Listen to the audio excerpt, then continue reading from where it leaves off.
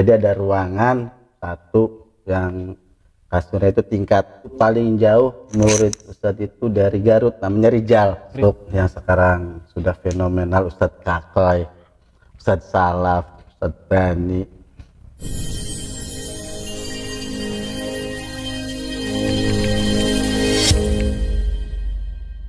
Assalamualaikum warahmatullahi wabarakatuh. Alhamdulillahirabbil alamin. Allahumma sholli ala sayyidina Muhammad wa ala ali sayyidina Muhammad. Sahabat-sahabat, jumpa lagi di channel Ruang Santri, podcast Santri Bisa Apa. Di kesempatan yang berharga ini kami kedatangan tamu, biasa kami memanggilnya Mang Mus. Sehat Mang Mus?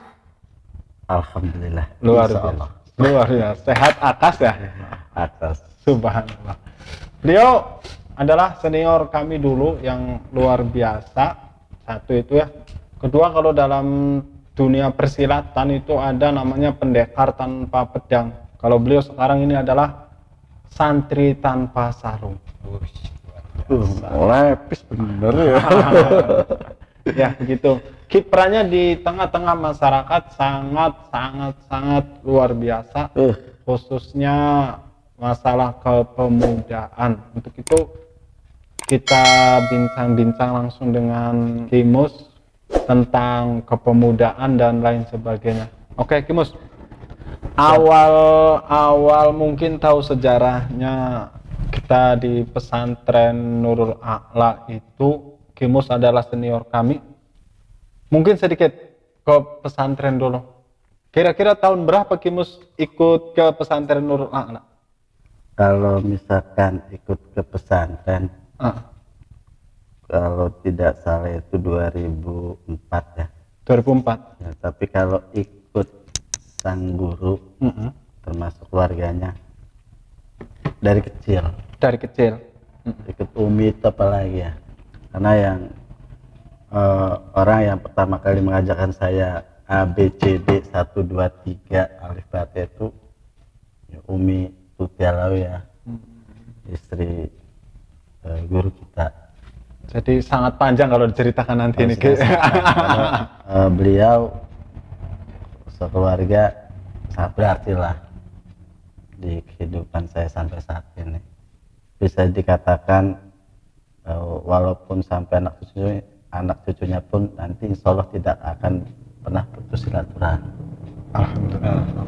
Ada pengalaman yang masih berkesan sampai saat ini atau apalah yang entah dimarahin kayak entah apa gitu. Apa itu? Jujur aja kalau masalah dimarahin waktu di pondok ya, kan itu guru memarahkan sayang bukan marah benar, musuh kan? Sangat sedikit kalau saya dimarahin. Wih, nggak berani kali ya. Nurut, saya orang penurut. Tidak pernah membantah, jujur aja kalau saya pribadi membantah. Tapi kalau misalkan salah-salah manusiawi ya, ada kesalahan itu mungkin bentuk sayang seorang guru pada muridnya atau anak didiknya untuk memarahi. Ya, apalagi kalau perihal belajar ngaji, sabetan itu wis buat saya udah tidak berarti apa-apa. Sabet udah lumrah, baik tangan atau udah lumrah. Hal yang berkesan itu sama teman-teman tatkala majelis itu kan masih di depan ya, masih bentuk rumah ya, masih rumah. Jadi ada ruangan satu yang kasurnya itu kasur tingkat. Waktu itu paling jauh murid Ustadz itu dari Garut, namanya Rijal ya. Termasuk yang sekarang sudah fenomenal, Ustadz Kakoy, Ustadz Salaf, Ustadz Bani, terus dan yang lainnya, Wahyu Hamdi, itu teman-teman yang sekarang kita bentuk dalam grup Wong Bengen, santri Wong Bengen. Sampai saat ini pun masih tetap silaturahmi, bahkan kita mengadakan pengajian rutin setiap malam minggu di pesantren Nurul A'la. Hal yang paling berkesan itu saya orangnya jahil, Mangkar. Jadi waktu itu saya ditugaskan tugas tidak boleh tidur sampai pagi. Tugas orang 3 kalau nggak salah, saya, Salaf sama Naji. Satam atau apa itu? Saya Jadi setiap hari itu ada ditugasin biar nggak tidur untuk ngebangunin teman-teman tahajud, sholat pagi. Kebetulan mungkin ide jahil saya keluar. Mereka pada tidur ya. Tuh Ustaz Rasid yang sekarang di Riau. Tahu ya? Riau ya? Riau. Ustaz Rasid. Pada tidur bareng, Ustaz Hayani segala pada bareng. Sama Amin ya tukang cucinya. Saya tidur 3:30. Saya bete kata saya, Ji ngerjain teman-teman yuk. Jadi jam itu tak puter 4:30 semuanya, jam 4:30. Dulu ajan itu kalau nggak salah jam 5 kurang seperempat kalau nggak salah dibangunin, jam diputer dari jam majelis, jam ruang tamu Ustaz, jam dapur, puterin semua yang ada jam itu saya puterin semuanya. Sementara itu teman saya bangunin, wih bangun tas saya, pagi sholat kemarin Ustaz udah berangkat. Pada bangun piket, pada nyuci piring, nyuci baju, karena mungkin kesiangan sudah jam 5 kurang. Akhirnya pada wudhu, sholatlah berjamaah mereka Mangkar. Saya mah udah kayak orang ya aja udah bawa sejadah, muka dibasahin ya. Habis sholat berjamaah mereka Mangkar, sholat subuh. Kalau nggak salah imam itu kakak Rizal, zaman almarhum Meni, Mang Meni itu. Habis berjamaah, selesai sholat pagi pada dikiran, terus la ilaha illallah lama kan. Sementara di tengah-tengah dikiran ada suara tarhim. Tadi gila saya tarhim aja. Bingung mereka, kok suara tarhim, kata saya. Pas ngelihat di luar sepi, saya melari ke rumah Naji di belakang kali Gerojogan sama Naji situ Mangkar. Dari situ mereka sama saya kesel beneran itu ya, tapi kan ada manfaatnya. Iya. Lebih cepat, rumahnya rapi, dipel, baju dicuci, piring bekas pada dicuciin. Cuman rasa gendeng saya belum hilang. Aduh. Nah, pindahlah bikin majlis di tengah di belakang itu. Ya, biasa namanya orang jahil tetap jahil. Saya di pondok orang-orang mencari ilmu, saya mencari kesenangan jahil. Pada tiduran Mangkar. 1:30. Dan namanya majlis masih baru ya. Batin. Saya kerjain lagi, maka jendelanya saya goyang-goyang tuk. Pada ketakutan Mangkar, yang baca kulhu, yang baca ya sadat Banten, ya belak tengtongan aja, aduh, pokoknya seru lah Mangkar. Jahil, itu orang paling jahil. Terus ada lagi Mangkar, santri sejujurnya baik, santri yang saya bikin iri itu ini orangnya beliau. Ini juga tidak luput dari kerjaan saya, ada kerjain. Kenapa ya? Kita kerjain ini. Jadi dulu kan masih di majlis depan itu ya, ngaji kitab kuning. Saya kenapa saya selalu ngerenin Mangkar? Pas ini orang baru udah bisa, saya nggak bisa. Begitu dia nyoret kitab, orangnya ngantukan, bener nggak ngantukan? Ya, bener. Ngantukan, pegang tuh begitu. Pas saya buka kitabnya selembar jadi selembar. Gitu. Pas Ustaz terangin, coret. Ustaz, bener nggak maka dicari mana? Iya bener dulu ya. Ingat lagi saya tuh jadinya. Tak buka masa gitu. Ingat lagi saya ini. Kan itu kalau ya itu kan cerita yang berkesan, mungkin cerita itu ada di pondok manapun seperti kejailan itu seperti itu. Nah, sekarang kan Kimus sudah fase sekarang lah. Saya rasa kiprah Kimus ini, Mang Mus ini kiprah di masyarakatnya sangat luar biasa. Dalam artian bisa merangkul pemuda-pemuda terapeutik gitu. Itu Mang Mus punya pikiran untuk merangkul mereka, itu ide dari mana atau punya pikiran apa? Dan bagaimana cara mengelola emosi mereka yang masih ya katakanlah labil? Boleh maksimal. Wih, silakan bebas di sini mah. Terkait dengan kepemudaan jujur aja, memang karena jauh sebelum saya menimba ilmu di pesantren, saya memang orang geng-gengan, Makar. Geng-gengan. Ya, bisa dibilang kalau di sini itu yang paling ternama itu selengker. Zaman seleng itu. Seleng. Tokohnya itu ya saya. Ini sama. Mas Bim Bim ini tokoh selengker Cilegon. Celana sobek-sobek, pakai rantai ya, pakai sal. Ya kalau mabok jangan diomong. Itu zaman-zamannya itu. Kenapa saya terjun di kepemudaan?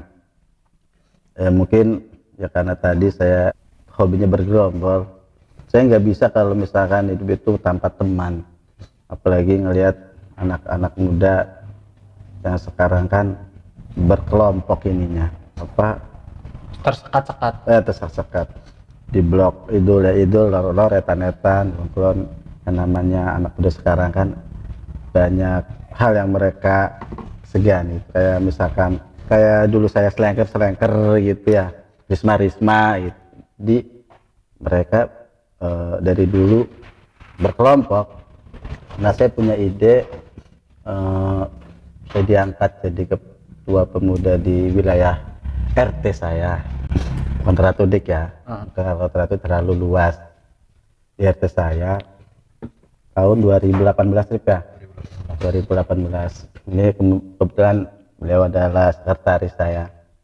Dari awal saya berkarir kepemudaan, beliau selalu ikut di belakang saya. Saya melihat peran pemuda sekarang itu kan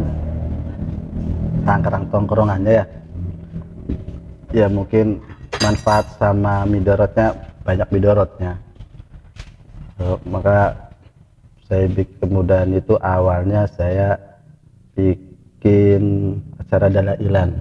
Karena zaman dulu memang ada dalailan, terus vakum lama, saya bikin dalailan di majelis Pok Ambon, terus dilanjut di majelis di musola Wadon di Cikocak di depan. Alhamdulillah jalan, Makar.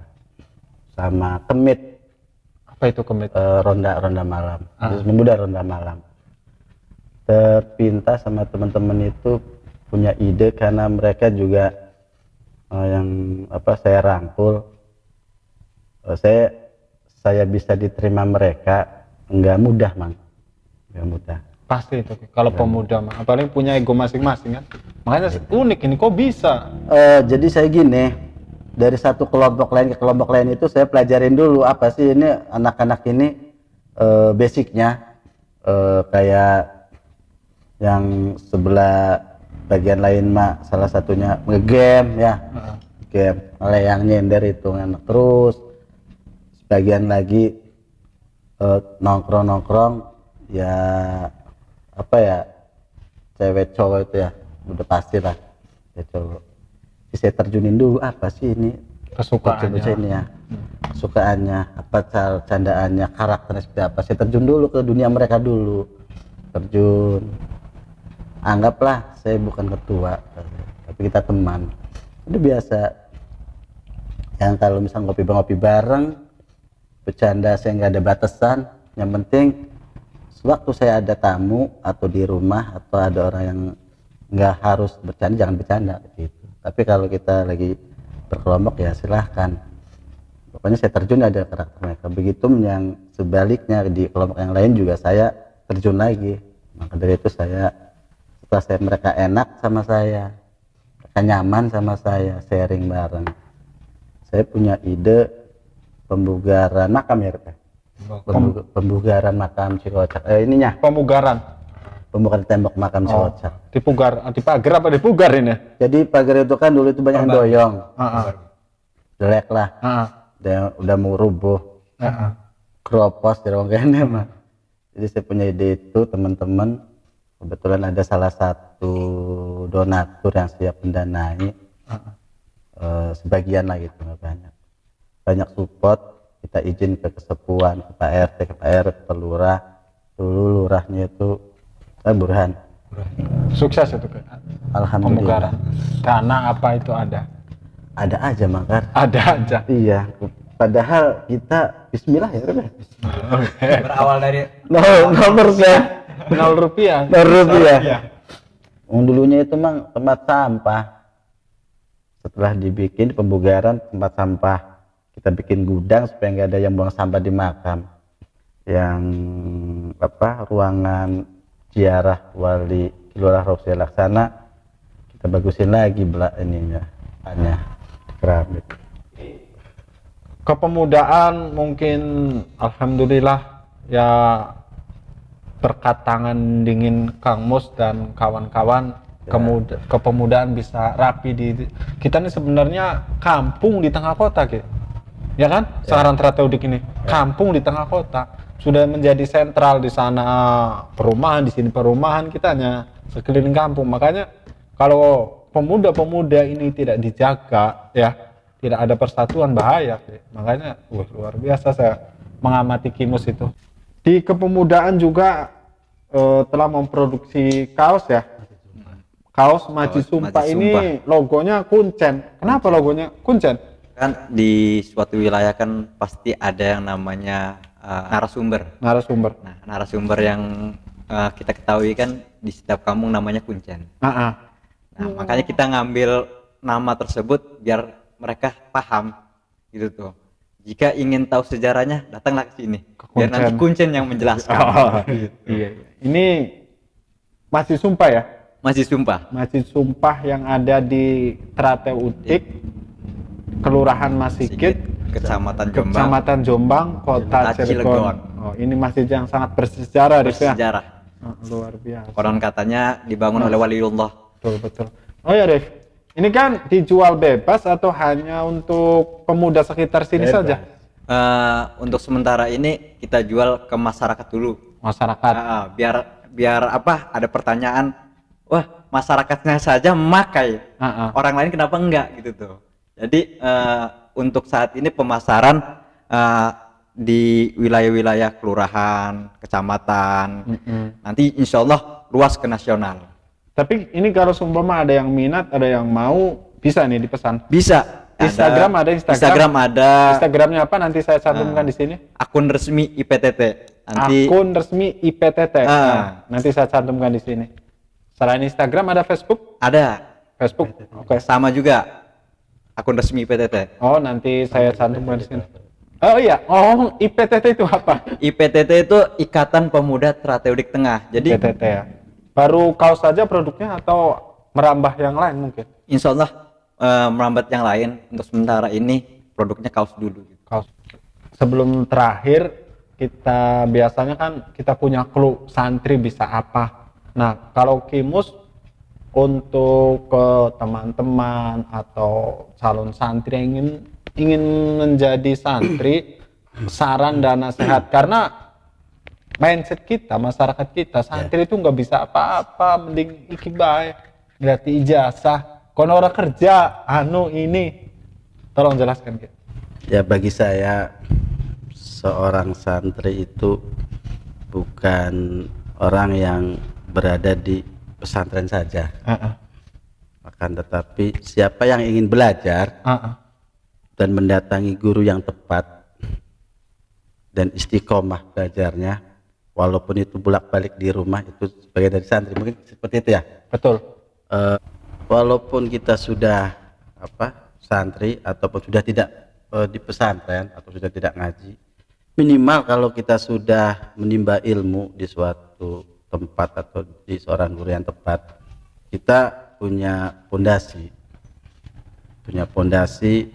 punya pendirian bahwa yang seharusnya dilakukan itu tidak baik, jangan dilakukan. Yang baik pokoknya harusnya dilakukan, punya batasan gitu. Punya filter untuk berbuat, punya filter. Bahkan kita juga tidak semuanya dituntut harus pesan itu harus pintar, harus jadi ustadz atau jadi kiai. Buktinya saya sendiri saja ya yang selama ini jujur aja minim masalah ilmu, walaupun saya berada di lingkungan pesantren walaupun sampai saat ini minim masalah ilmu agama.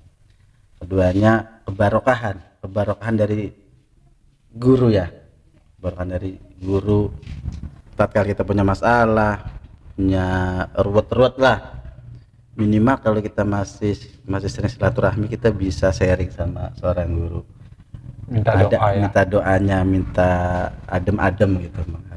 Jadi tidak bablas, frustasi lari ke hiburan malam, frustasi lari ke minuman.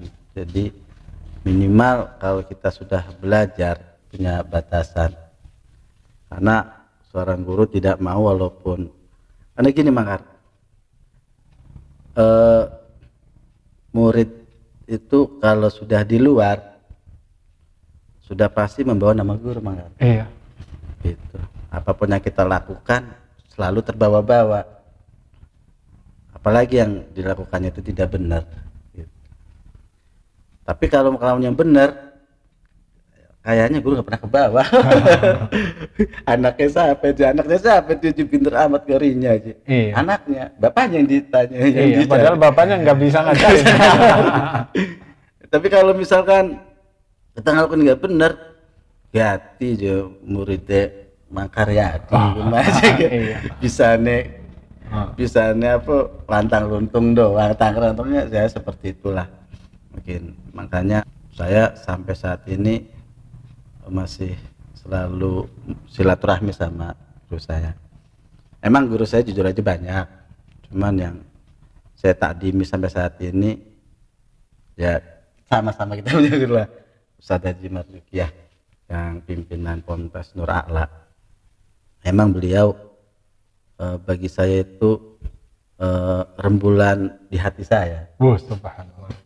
Kenapa munculnya rembulan di malam? Karena malam kan gelap. Kalau hati gelap, kalau malam gelap tanpa rembulan kan nggak terang. Iya betul. Makanya kalau hati saya gelap, kalau nggak ada rembulan. Jadi jangan takut jadi santri, jangan takut menimba ilmu, jangan takut bahwa di pesantren itu image-nya yang dikatakan orang-orang di luar sana itu jelek. Enggak, tidak semua Makar. Itu hanya oknum ya, oknumnya saja. Tapi kalau untuk kebarokahan, kalau untuk perimbang-imbang gitu, mengingatkan gitu, bahwa ya walaupun dulu pernah belajar, apa salahnya sekarang belajar lagi. Setidaknya enggak kuper-kuper amat, enggak buta-buta amat gitu. Ya mungkin seperti itu buat saya. Terima kasih, mungkin itu saja bincang-bincang yang penuh inspirasi ini dengan Ketua Pemuda Link Trate Udik. Semoga bermanfaat. Terima kasih Kimus, terima kasih Mang Arif. Itu saja yang bisa kita sharingkan. Assalamualaikum warahmatullahi wabarakatuh.